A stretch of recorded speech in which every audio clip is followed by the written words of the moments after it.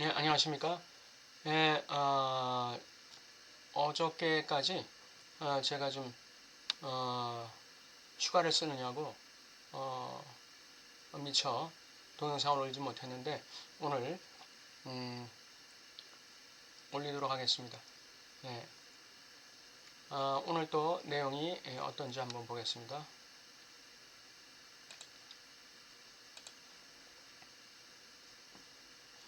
오늘은 자화라는 개념과 배아막에서의 절단이 어떤 의미가 있는지 한번 살펴보겠습니다. 프랑스 학파의 여러 이론가들은 2인증, 내가 다르게 나타나는 거죠. 다르게 보이는 거죠. 2인칭을 특정한 방식으로 위치시킨 바 있습니다. 이는 내가 앞서 제시했던 계어들과 무관하지 않으리라는 점도 알아볼 수 있을 것입니다. 나는 주체가 자신으로부터 거리를 둘 수 있게 하기 위해 거울로부터 반드시 유지되어야 하는 거리를 항상 표시해왔는데 이 거리라는 개념은 실체적으로 감지됩니다. 그러나 이로부터 우리가 가까이 다가감이 이러한 거리의 필연성으로부터 비롯된 남점들을 해결해 줄 수 있다는 결론을 내릴 수는 없습니다. 거울상과의 거리가 필요하다는 거예요. 거울상도 필요하고 거울상과의 거리도 필요해요. 거울상과의 거리가 생긴다는 것은 완벽한 자상에 대한 상처가 생긴다는 것이죠. 결여가 생긴다는 것이죠. 예. 그렇다고 해서 거울상에 가까이 다가간다는 것이 그 대상에 가까이 다가간다는 것이 그 거리로부터 발생한 이 결여를 갖다가 해결해 줄 수 있다고 말할 수는 없다는 거예요. 거리의 필연성으로부터 비롯된 난점들이라는 것은 이건 결여죠. 결여.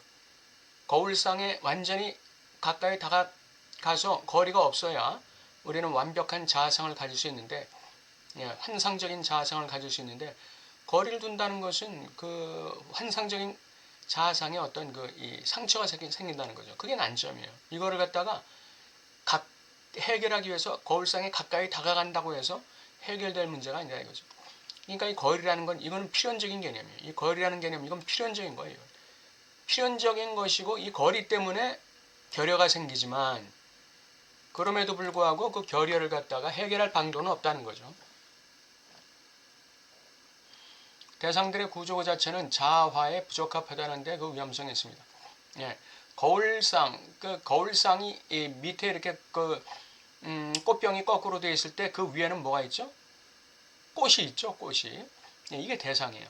이 꽃이 이 경계를 두고 위에 있고 그 밑에는 꽃병이 거꾸로 이렇게 달려 있는데, 그러니까 분리되어 있는 것이죠. 예. 그 대상들은 자화를 갖다가 방해하는 요소가 됩니다. 그렇기 때문에 거울상에서는 이게 분리되어 있는 거예요. 대상들의 구조 그 자체는 자화에 부적합하다는데 그 위험성이 있습니다. 이는 단순한 은유가 아닙니다. 대상들 중 일부의 구조 안에 거울화가 불가능한 형식의 가능성을 도입하기 때문입니다. 현상적으로 볼 때 2인증은 거울 이미지의 인식 실패로부터 시작됩니다. 2인증이라는 건 거울 이미지에 대한 인식 실패에서 시작된다 그랬습니다. 주체는 거울 속에서 자신을 발견하지 못할 때, 즉 얼마나, 즉 거울상 이미지를 확실하게 확보하지 못할 때 자주 2인증 고통에 사로잡힌다 이랬습니다.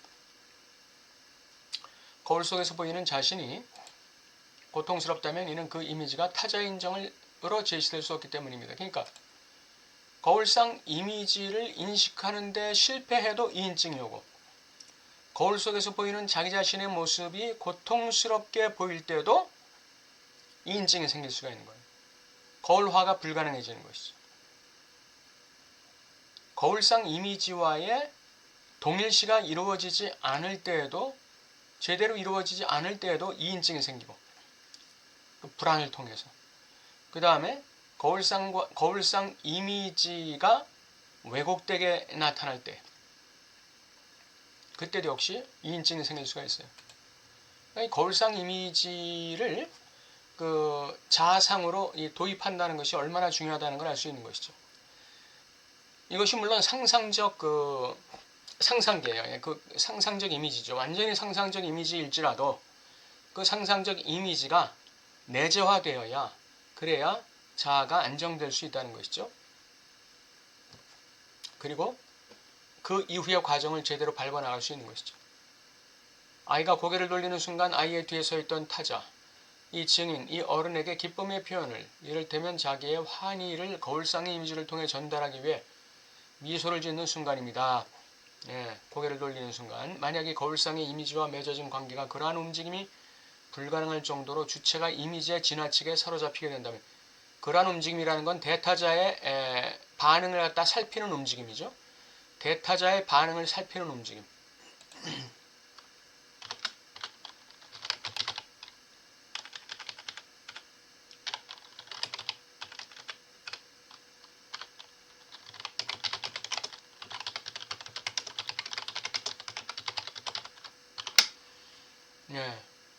이게 불가능할 정도로 거울상과 너무 밀착되어 있다. 그러면 이거 문제가 커지는 것이죠. 그건 쌍자적 관계에 사로잡히는 거예요. 그로부터 큰 타자와의 관계를 박탈해버리는, 대타자와의 관계를 박탈하는 이 쌍자적 관계가. 그래서 여기서 박탈이 이루어지죠. 이 박탈감의 감각은 정신병 임상에서 잘 관찰되어 왔습니다. 거기서 거울화는 말 그대로 이상한 것입니다. 그러니까 제대로 된 거울화가 이루어져야 돼요. 제대로 된 거울화. 정상적 거울화.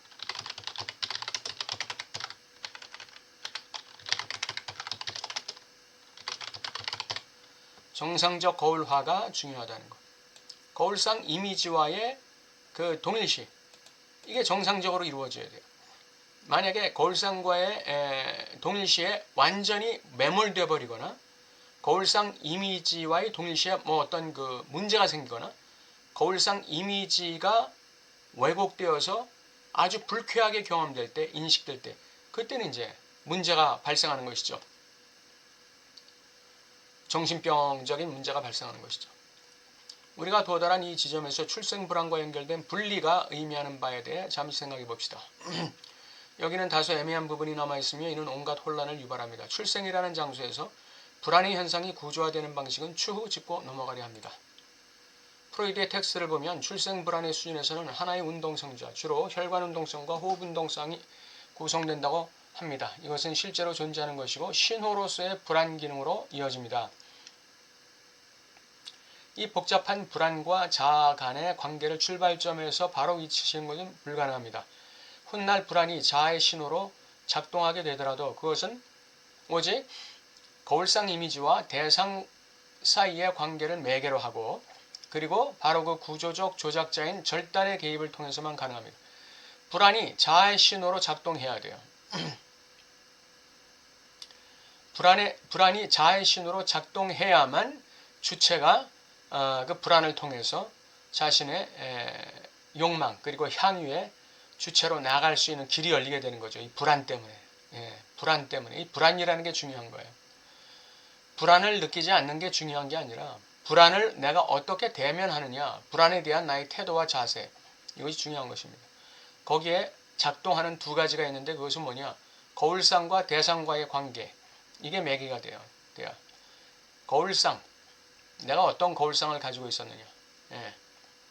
그리고 나의 대상, 궁극적 대상 사이에 어떤 관계가 있느냐. 내가 가지고 있는 궁극적 거울상과 나의 대상 사이의 관계가 어떠냐.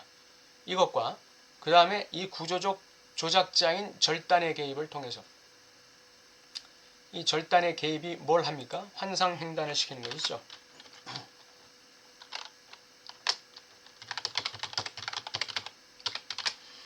안에 거울상 이미지가 가지고 있는 그런 이 궁극적 이 대상이라는 거는 이거는 환상이구나. 이거는 환상. 이건 환상이구나. 그럼 그 환상에 어떻게 해야 됩니까? 기표를 입혀서 이 상징계에서 내가 어떤 방향으로 가야 하는가, 욕망의 방향을 결정하게 되는 것이죠. 그게 진정한 A로 나가는 거예요. 그렇게 되도록 만드는 게 바로 이 불안이라는 것입니다. 그런데 초기의 전형적인 분리는 어머니로부터의 분리가 아닙니다. 출생의 분리가 아니라는 거죠. 여기서 문제되는 절단은 자식을 어머니로부터 떼어내는 것이 아닙니다. 아이의 최초의 존재 방식은 포유동물에서 난자. 이것이 어머니의 몸과 맺는 관계의 성격 전체를 문제 삼게 합니다. R은 어머니의 몸에 대해 외부적인 몸, 기생하는 몸, 그리고 특정 기관, 자궁이죠. 에서 그 육모막의 동정맥 줄기를 통해 고정된 몸입니다. 이 R이라는 게 그런 거예요. 그러니까 엄마 몸에 지금 기생하고 있는 외부의 몸이에요. 외부의 몸. 자궁에 기생하는 외부의 몸. 예. 이게 R이죠. 난자예요. 자궁은 점막을 동반하며 이 점막과의 관계 속에서 R은 일정한 방식으로 상호작용합니다.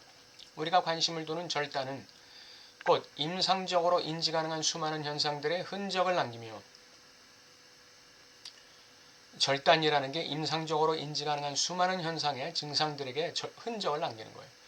우리가 결코 피해갈 수 없는 이 절단은 세상에서 떨어지듯 태어나는 아이의 분리보다 훨씬 만족스러운 것입니다. 그러니까 이 배아막으로부터의 절단이 우선시 여기서 잘 돼야 돼요. 무엇으로부터의 절단일까요? 배아막으로부터의 절단입니다. 대상 A가 되는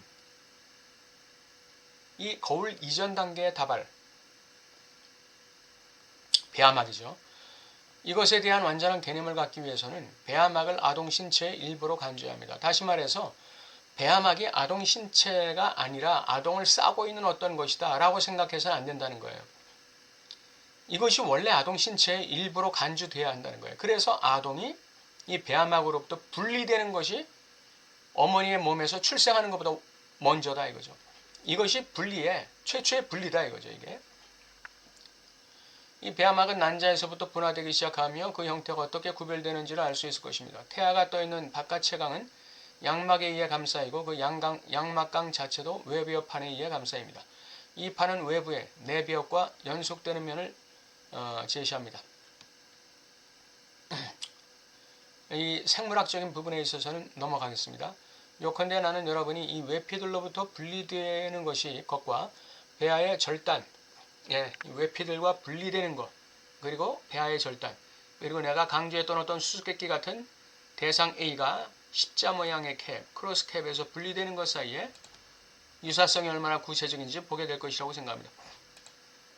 크로스 캡에서 A가 분리되는 것과 이 배아막이 외피들로부터 분리되는 것, 다시 말하면 배아의 절단, 이것이 굉장히 이 유사성을 가지고 있다 이거죠.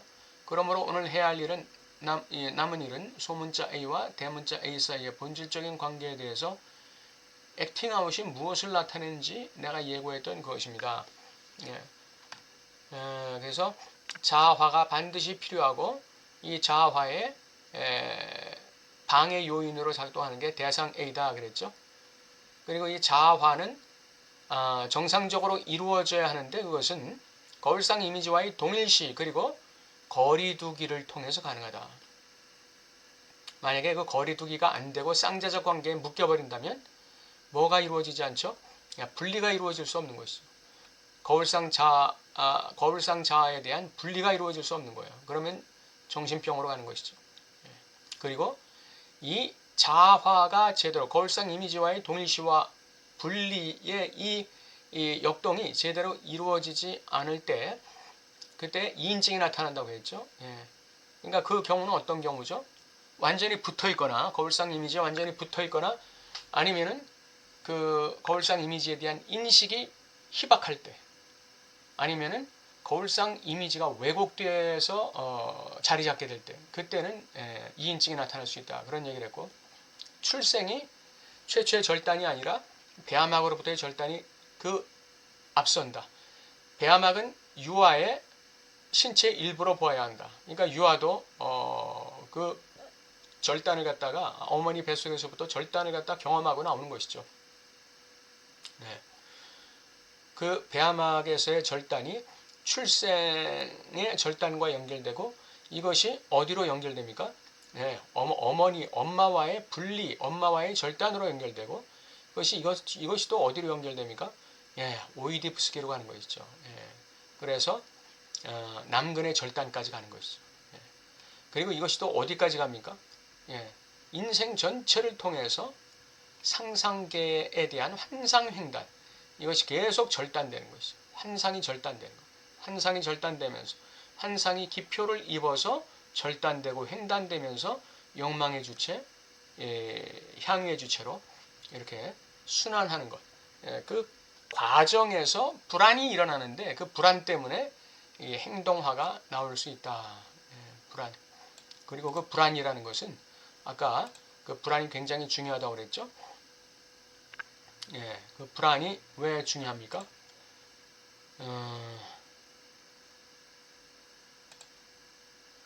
불안이 자아의 신호로 작동하게 되더라도 신호로서 자아의 신호로서의 불안 기능, 이 불안 기능이 이러한 그 거울상 이미지와 대상 A의 관계를 지각하는 것을 요구하고 거기서부터 절단을 개입시키는 것을 그 과정을 겪게 해 나가는 것이죠. 그게 불안이 중요한 거예요. 불안이 있어야 이 과정이 이루어진다 이거죠. 또 이러한 과정을 통해서 불안이 형성되게 되는 것이죠. 그래서 이 불안과 이 절단 그리고 욕망 그리고 향유 이것이 다 어떤 그 이 시스템으로 돌아가는 것이죠. 하나의 메커니즘으로 돌아가는 거예요. 네, 오늘 자화에 대해서 또 배아막으로부터의 절단에 대해서 살펴봤습니다. 다음 시간에 뵙겠습니다. 감사합니다.